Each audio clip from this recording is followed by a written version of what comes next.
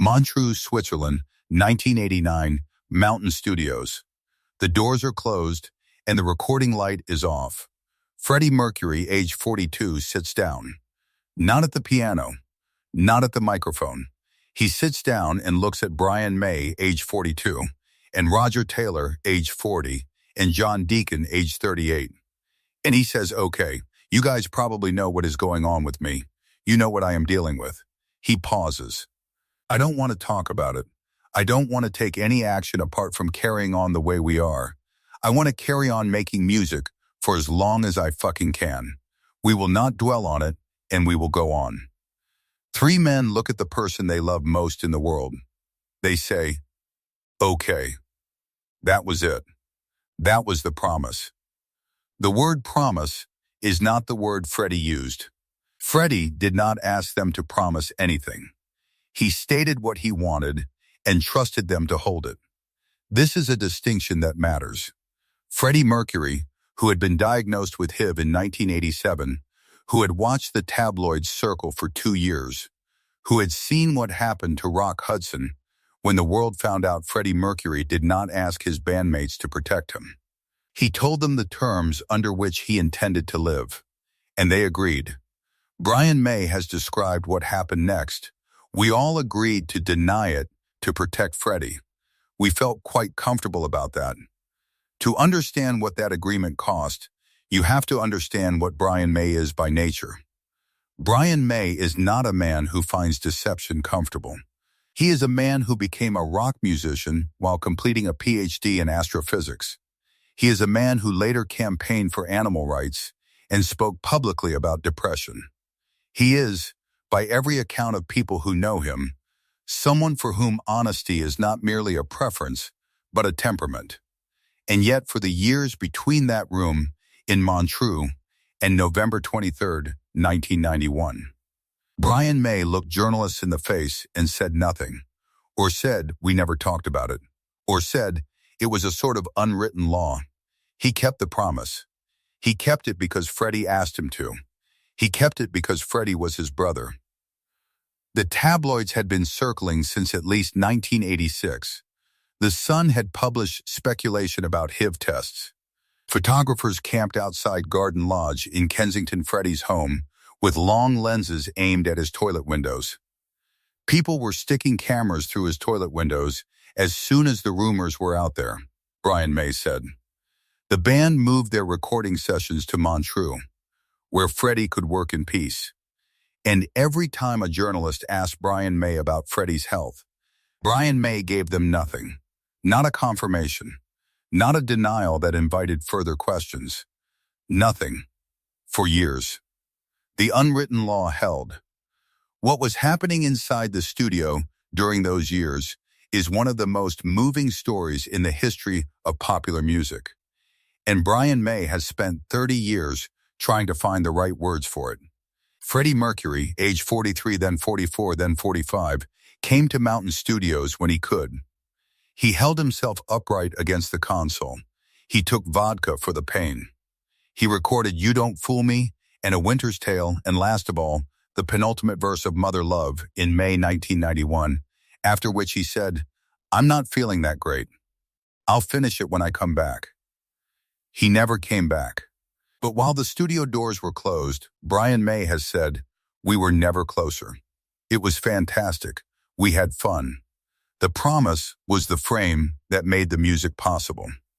November 23, 1991, Freddie Mercury, age 45, issues a statement from Garden Lodge. He has known for 4 years. The band has known for 2. The world is finding out now, 24 hours before he dies. The statement reads, "I wish to confirm that I have been tested HIV positive and have AIDS. I felt it correct to keep this information private to date to protect the privacy of those around me." Protect the privacy of those around me. Not to protect himself he was past protecting, to protect the people he loved. The promise was not about Freddie's privacy. It was about theirs. Brian May understood this. He kept it anyway. Brian May, age 44, was at Garden Lodge in the final weeks. He has described those visits. Freddie was in bed, curtains open so he could see the garden. Brian tried to make conversation about the plants, about the flowers. Freddie stopped him. Guys, you don't need to feel like you need to make conversation. I'm just so happy that you're here. So even if we have nothing, it's just having these moments. Brian May has said he has never forgotten that. He has also said, I never ever saw him cry. Never. He was like, let's just do it. Let's keep doing stuff. There is a photograph taken on August 28, 1991, Freddie, in the garden at Garden Lodge. The last photograph taken of him alive. Brian May saw that garden. Brian May sat in it. After November 24, 1991, the promise changed shape. It no longer needed to be kept in the way it had been kept. Freddie was gone and the secret was public. But a new version of the same promise came into being. Brian May could have spent the 1990s giving long interviews about the inside of those sessions, about what Freddie was like in the months before he died, about the details of the decline. He did not. For years he was careful. He said enough to honor Freddie and not enough to expose him. The unwritten law had a second chapter. Brian May was writing it the same way he wrote the first, quietly, carefully, with his whole self. Then came 2021. November 27, 2021, the 30th anniversary of Freddie Mercury's death. A BBC documentary called Freddie Mercury, The Final Act, directed by James Rogan, aired on BBC Two. Brian May, age 74, sat in front of a camera and said things he had not said before. He described the meeting in Montreux. He described the agreement.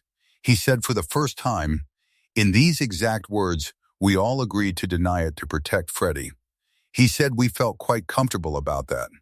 He said when we were in the studio and the studio doors were closed, we had fun. He did not say these things apologetically.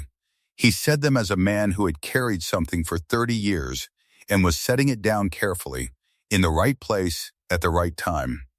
Why 2021? Why that year? Brian May has not been asked this question directly in a way that produced a direct answer. But the arithmetic is suggestive. 30 years is a generation. 30 years is long enough that the people Freddie most wanted to protect, the inner circle, the family, the friends who stood outside Garden Lodge and felt the weight of cameras on them, have had 30 years of ordinary life. The stigma that made the secret necessary has not vanished, but it has changed. The documentary that carried Brian May's words was itself about that change. It told Freddie's story alongside the stories of people who tested positive during the same years and survived. The secret, by 2021, had become a history worth telling. Brian May has been asked about Freddie Mercury in every interview for 30 years.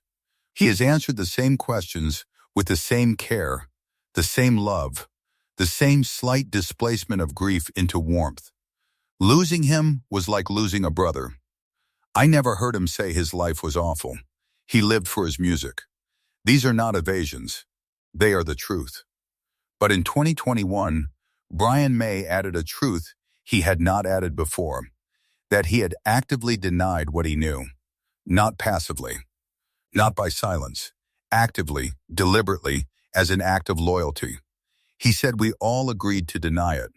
The word agreed is the word that matters. The promise was not just kept, it was chosen. There is one more detail, and it comes from Brian May's own account of the last visit to Garden Lodge. He has described showing Freddie his foot, the foot that AIDS had destroyed. Freddie showed it to them at dinner. He said, "Oh, Brian, I'm sorry I've upset you by showing you that." Brian said, "I'm not upset, Freddie, except to realize that you have to put up with so much terrible pain." Brian May remembers this conversation the way you remember a conversation that changed you. He has told it more than once, in the same words, precisely.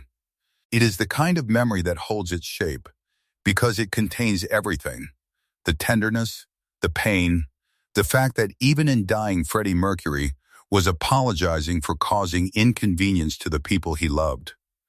Freddie Mercury died at approximately 6 minutes to 7 on the evening of November 24, 1991, Jim Hutton, his partner, looked at his watch. He has never wound it since. In the 30 years that followed, Brian May has played Freddie's music on stages around the world. He has spoken about Freddie at length, with love, with precision. He has kept what needed to be kept and released what needed to be released, in the right order, at the right pace. In 2021, he released the fact of the agreement. He said we all agreed to deny it. And in saying it, he did not break faith with Freddie Mercury. He completed it. The promise was always going to end this way, with the truth, told gently 30 years later, when it could do nothing but good. November 27, 2021, Brian May, age 74, sits in front of a BBC camera and says the words he agreed not to say in a room in Montreux in 1989. He is not ashamed of those words. He says them quietly, carefully, with the expression of a man who has thought about this for a very long time. He says, we all agreed to deny it to protect Freddie. And Freddie Mercury, who has been dead for 30 years and would have been 75 in September of that year, is not here to hear it. But the agreement that was made in that room in Montreux, the unwritten law, the promise that held, lasted exactly as long as it needed to. And Brian May kept it. Every single day,